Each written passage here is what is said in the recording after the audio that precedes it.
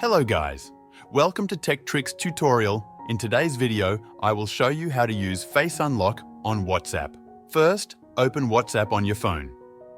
Go to the Settings tab by tapping the three dots in the top right corner of the main screen.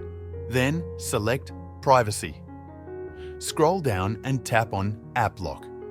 Here, toggle on the Unlock with Biometric option. You will be prompted to confirm your biometric. Choose Fingerprint Lock or Face Lock, depending on your device. Once enabled, you'll have a few options, like setting the auto lock timer. You can choose between immediately, after 1 minute, or after 30 minutes based on your preference. And that's it. Now, every time you open WhatsApp, it will use Face Unlock to verify it's you. Thanks for watching this tutorial. If you found this video helpful, please like and subscribe to our channel for more tech tips and tutorials.